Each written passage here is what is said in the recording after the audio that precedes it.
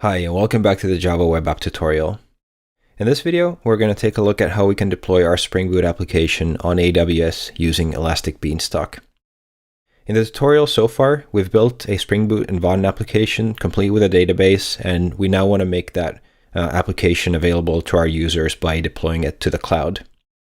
If you haven't followed along with the series, this same tutorial will work just as well for any other Spring Boot application, so please join us. Now, the first thing that we want to do is define how our application should work in production. So up until now, we've been using a in-memory database, which is really handy when we're working locally, we're developing the application, but having a non-persistent database is not what we want to do in real life. So the first thing that we need to do is define another properties file where we can configure the database that we want to use for production, and also some other production-related properties. So in the main resources folder here, go ahead and create a new properties file called application-prod.properties. The prod here refers to the profile that we use when we start the application, and that's something that we're going to configure in AWS so that these specific properties get picked up when we start the application. And in here, we're going to configure a couple of things. First of all, the server port. So far, we've been using 8080, which is the default port. But for AWS, we need to map our application to 5000 for it to get served. The other thing that we need to configure here is our production database. So we're going to set up a MySQL database in AWS. And when we do that, it will make all the configuration available to us as environment variables. So we're going to have environment variables like host name, port, and database name available to us.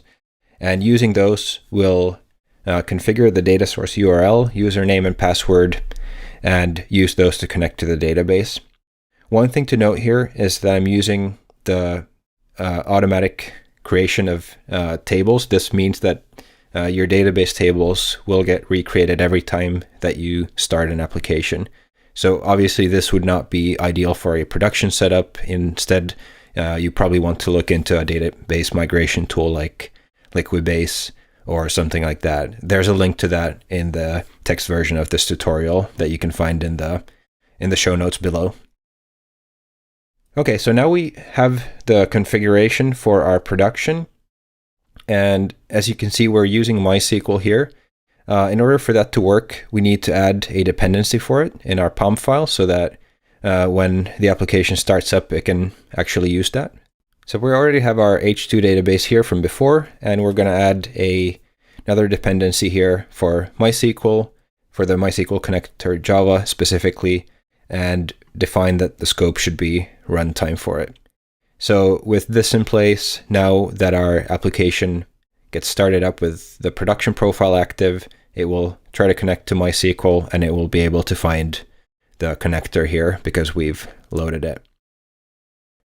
Okay, so now that we've configured the production database and port, let's go ahead and build a production build of the application. Here, I'll use the command line, but again, you can use the sidebar here to run the same Maven targets. So what I want to run is Maven clean package and use the profile production like so. I'm also going to skip the test that we wrote in the previous video just to make this a little bit faster. Now, what happens when we build a production version of a Vaadin application is that it will create a production-optimized bundle of all the front-end resources. It will minify the JavaScript and just kind of eliminate everything that we don't need. And that will make our app load faster for our end users. Now that this is completed, you'll find the actual jar file here under the target folder. So that's something that we'll need in just a moment. So we now have our application ready to go, ready for production, and the only thing we need to do is go to AWS and set up our environment. So what I'll show you here is using the free tier of AWS. So you can sign up for AWS. There's a link to that in the text version of the tutorial again. And once you've signed up and go to Elastic Beanstalk, you'll find that under the services and Elastic Beanstalk here. And once you're here, go ahead and click Get Started. We're going to give our name, application name Vaadin CRM, like this.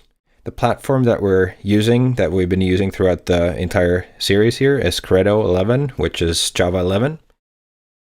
We'll start with the sample application code, so we're not going to upload our application quite yet, but we're going to go into the configuration here to configure some more options.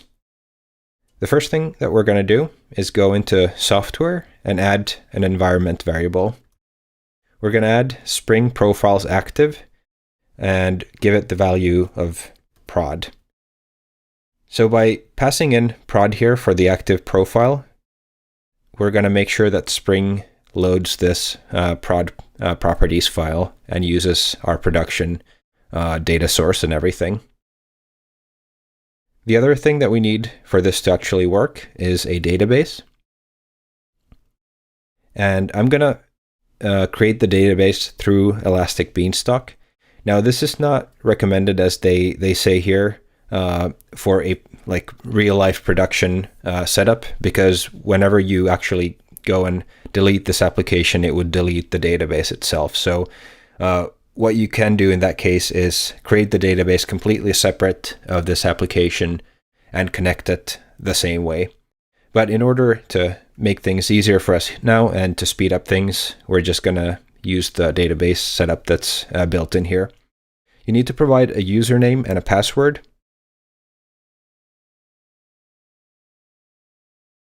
It's good for you to remember these, of course, but Elastic Beanstalk will provide those to our application as environment variables, so you don't need to pass them in here in the properties file.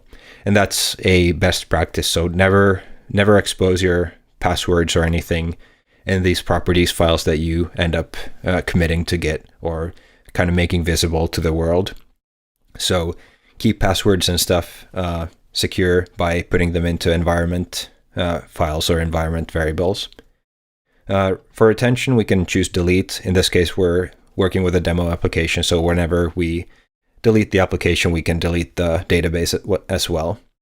And then we'll click Save. We've configured everything that we need for now, so we can go ahead and click Create App.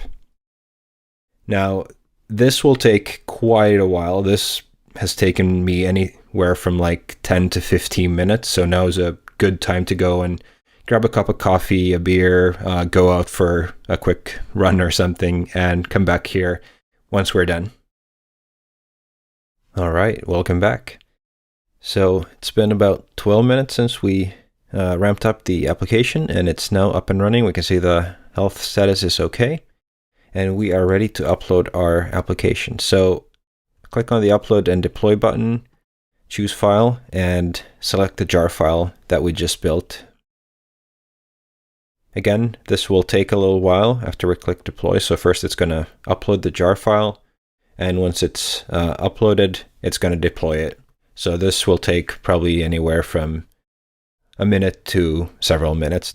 All right, now that the jar file is uploaded, it's going to take a while for Elastic Beanstalk to actually deploy it. You'll see the health go gray, and it might flash orange for a while, but it should turn green after a little while, a couple of minutes. All right, and when you see that the environment has been updated successfully, you should be able to click on the URL and view the application online. And there we go. All right, so that's it for this video. We built a production version of our Spring Boot application. We set up a Elastic Beanstalk environment, and we deployed our application to the cloud. So you can now share the URL with your friends or customers or whoever and let them check it out. Again, I want to remind you that there is a text version of this tutorial. There's a link to that in the show notes below. Please let us know if you have any ideas for other videos or tutorials that you'd like us to cover, and you can do that in the comments below or on Twitter. So thanks for watching, and goodbye.